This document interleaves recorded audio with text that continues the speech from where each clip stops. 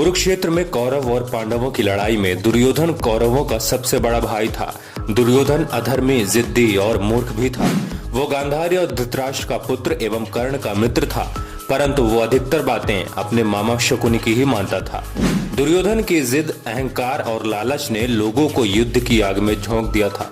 इसीलिए दुर्योधन को महाभारत का खलनायक कहा जाता है। आइए जानते हैं दुर्योधन के बारे में 10 रोचक बातें जो आप शायद ही जानते होंगे। दुर्योधन को कलयुग का अवतार माना जाता है क्योंकि दुर्योधन में वो सभी गुण मौजूद थे जो कलयुग के मनुष्य में होने चाहिए। इसीलिए दुर्योधन को कलयुग का अवतार कहा जाता है। कहते हैं कि दुर्योधन कलयुग का अंश था तो उसके 100 भाई पुलस्त्य वंश के राक्षस के अंश से थे। वायु पुराण में राक्षसों को पुलस्त्य, कश्यप एवं अगस्त्य ऋषि के संतान माना गया है। दुर्योधन का जन्म 100 घड़े में से पहले घड़े से हुआ था। जब दुर्योधन का जन्म हुआ तो वो रोने के बजाय गधे की तरह रेंकने लगा और जन्म लेते ही बोलने भी लगा था। दुर्योधन ने जैसे ही जन्म लिया तो कई तरह के अपशकुन देखने को मिले, जैसे शियार जोर जोर से रोने लगे, उल्लू शोर मचाने लगे, आसमान में अचानक काले बादल छा गए। इन घटनाओं को देखकर विदुर ने कहा कि अपशकुन बता रहे हैं कि ये पुत्र हस्तिनापुर के विनाश का कारण बनेगा, इसे त्यागने में ही भलाई है।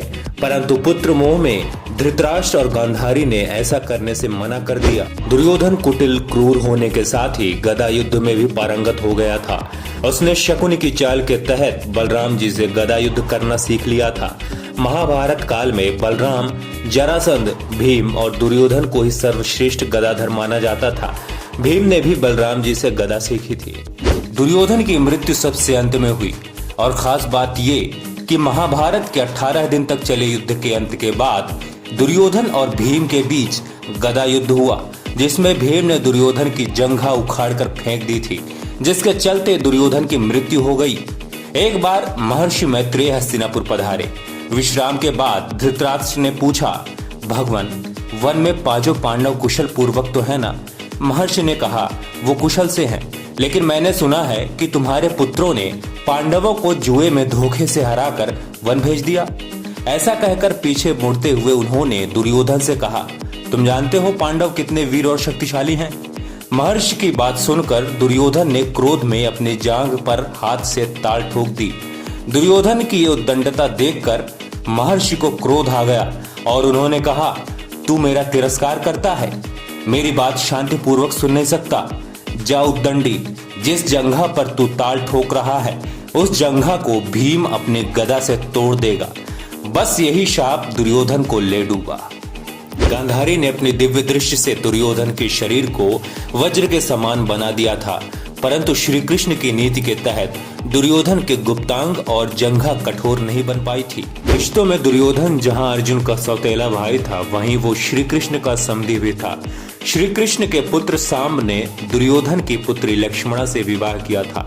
अर्जुन और श्री कृष्ण भी आपस में भाई ही थे, क्योंकि अर्जुन श्री कृष्ण की बुआ कुंती का लड़का था। लेकिन अर्जुन ने जब श्री कृष्ण की बहन सुभद्रा से विवाह किया तो वो उनके जीजा भी बन गए थे। महाभारत की कथा में ऐसा प्रसंग भी आया कि दुर्योधन ने काम पीड़ित होकर कुंवारी कन्याओं का अपहरण किया था।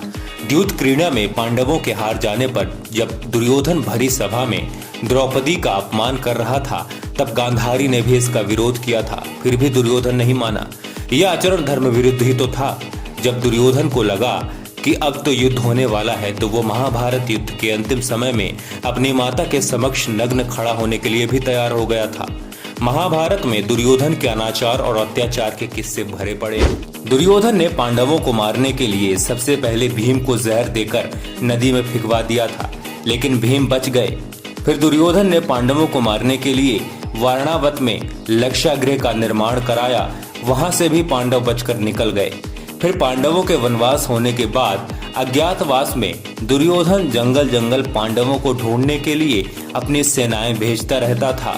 दुर्योधन ने शकुनी की कुटिल नीति के चलते ही पांडवों के मामा शल्य को अपनी ओर से युद्ध लड़ने के लिए राजी कर लिया था। पांडवों और कौरवों द्वारा यादवों से सहायता मांगने पर श्री कृष्ण ने पहले तो युद्ध में शस्त्र न उठाने की प्रतिज्ञा की और फिर कहा कि एक तरफ मैं अकेला और दूसरी तरफ मेरी एक अक्षौहिणी नारायणी सेना होगी।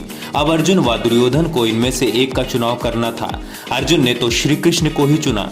तब श्री कृष्ण ने अपनी एक अक्षौहिणी सेना दुर्योधन को दे दी और खुद अर्जुन का सारथी बनना स्वीकार किया।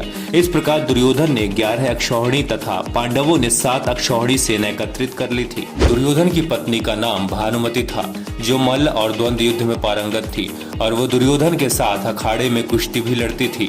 दुर्योधन ने भानुमति के साथ जबरन विवाह किया था। गांधारी ने सती पर्व में बताया कि भानुमति दुर्योधन से खेल खेल में ही कुश्ती करती थी, जिसमें दुर्योधन उससे कई बार हार भी जाता था। भले ही दुर्योधन भानुमति को हरण करके लाया था, लेकिन भानुमति को दुर्योधन से प्रेम हो गया था। भानुमति को दुर्योधन और पुत्र लक्ष्मण की मौत का गहरा धक्का लगा था। उसे सांत्वना देने वाला कोई नहीं बचा था। अंत में वो बेचारी पांडवों के आश्रय पर जिंदा रही और बड़ी मुश्किल से जीवन गुजारा। दुर्योधन की बड़ी बहन का नाम दुश्शाला था, जिसका विवाह सिंधु नरेश जयद्रथ से हुआ था। दोस्तों, अगर ये वीडियो आपको पसंद आया हो तो हमारे YouTube चैनल अज्ञात दुनिया को सब्सक्राइब करें।